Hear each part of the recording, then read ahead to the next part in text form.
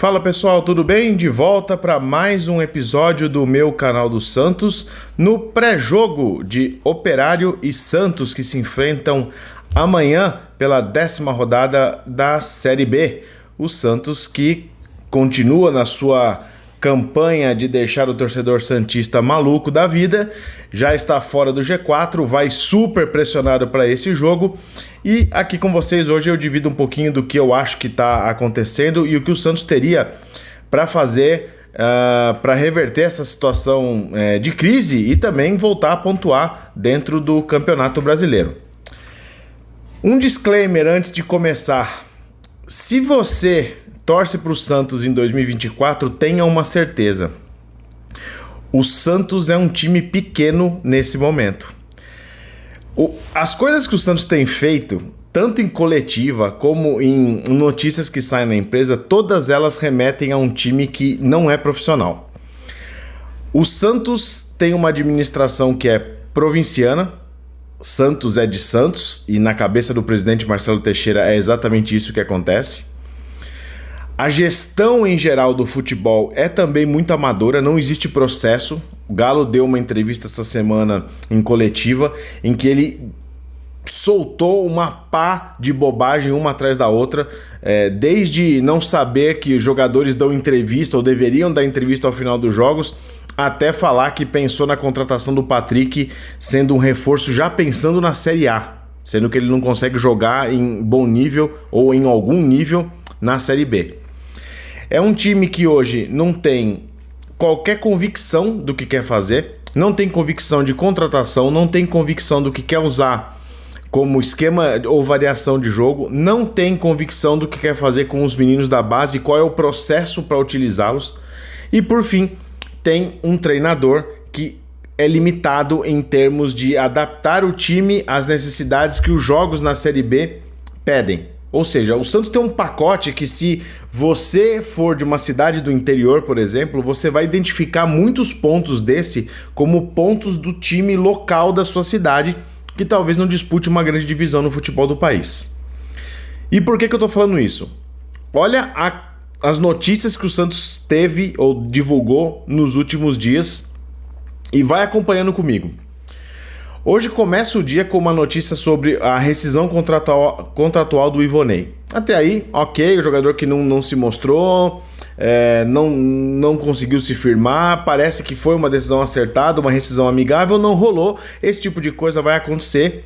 Ok, positivo que tanto o Santos quanto o Ivonei, cada um vai seguir o seu caminho e cada um vai poder buscar a sua trajetória em caminhos diferentes, tá? Além disso, você tem as notícias falando que pro jogo de hoje, pro jogo de amanhã, você não vai ter basicamente ninguém da base. O Jair, o Miguel, que tá com a seleção, e o Souza não viajaram com o time e poderiam ter sido opção e não são. O Patati, por conta da bobagem que ele fez de postar o negócio lá do ônibus e tudo mais, e depois da cobrança das organizadas lá no time, também tá fora. E para mim o Patati é o exemplo de como que o Santos tá andando para sua base. O Patati saiu de solução e titular do time para nem ser relacionado por conta de problema com a torcida. Então daí você já começa a tirar por base. O Casares está afastado. Até aí não faz diferença nenhuma. Hoje saiu a notícia também que o Morelos não vai pro jogo. Nessa brincadeira aí, você não tem já um monte de opções tão carentes no Santos, você já tem um monte de jogadores que poderiam tentar mudar alguma coisa, alguma história do jogo, e você já dispensou essas possibilidades. O JP Sherman volta, ele já não é mais considerado base, já é um jogador titular, mas olha o tamanho do buraco. E para fechar, o Santos anunciou também a renovação do contrato do zagueiro Alex. Zagueiro de 25 anos, que nunca foi titular no Santos. Quando jogou, não foi bem. Esse ano, quando jogou, também não foi bem. E o Santos deu para ele um contrato de 2 anos, o que não faz o menor sentido. Então, assim, o Santos deixa de lado a base, que tem tecnicamente uma condição melhor do que todos esses nomes que eu falei. Ele deixa a base de lado para dar vida a jogadores que Provavelmente, se o Carille deixa o clube, se toma um pau amanhã e o Carille sai, provavelmente esses jogadores não vão ter mais chance nenhuma, mas vão continuar custando dinheiro aos cofres do clube. E, para matar essa lista de notícias aí a respeito desse pré-jogo, Furt e Guilherme voltam ao time titular. E eu aposto que os dois não estão 100%. Eu aposto que vai entrar o Guilherme na metade do segundo tempo. Tomara que não tenha que entrar, porque isso é sinal que o jogo vai estar resolvido tanto para um lado quanto para o outro. Mas é batata que Furt e Guilherme estão indo no sacrifício por conta da pressão que se gerou dessas últimas 3 derrotas. Ou seja, é um clube que não tem norte, ele não diz o que pretende dentro da temporada. E aí que tá o maior problema. O Carille, para mim, tocou um foda-se realmente. O Carille deixa claro que ele já fechou a cabeça dele em cima das convicções e se ele tiver que morrer abraçado a essas convicções, ele vai fazer. Se perder amanhã, eu acho que o Carille dificilmente comanda o Santos contra o Goiás, que é o próximo jogo do Santos na Série B, mesmo na Vila Belmiro. A pressão em cima dele vai ser muito grande. Eu acho que até por uma sequência de 4 derrotas seguidas na Série B, é motivo suficiente para você mandar um cara embora. Então, acho que o Carille vai para sua última tentativa aí de ter um resultado positivo. Agora já não é mais uma questão de jogar bem ou jogar mal, é simplesmente uma questão de pontuar. Precisa pontuar para voltar ao G4 e tentar consolidar essa posição no G4 contra o Goiás na próxima rodada jogando em casa. Além disso, dentro das poucas opções do banco de reservas, o Santos de novo vai ficar refém do 4-3-3. Não tem nada dentro desse esquema que o Carille tenha treinado que remete ou que dá a ideia de que ele vai tentar algo diferente para tentar entregar um resultado e uma qualidade de jogo diferente para esse time. Ele não acho que ele vai abrir mão dos pontas, acho que ele vai com o Otero e com o Pedrinho, que Pedrinho não tinha condição de jogo até semana passada, agora já vai conseguir jogar mais do que 60 minutos, pelo menos.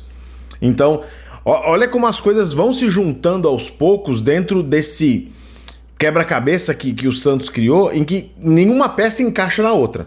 As coisas vão se amontoando e os problemas vão se amontoando e você não vê nenhuma solução criativa para nenhuma delas. Seja do coordenador de futebol, seja do presidente, seja do técnico, seja dos próprios jogadores. De novo, o Carille vai apostar única e exclusivamente em uma coisa, na teimosia que ele tem.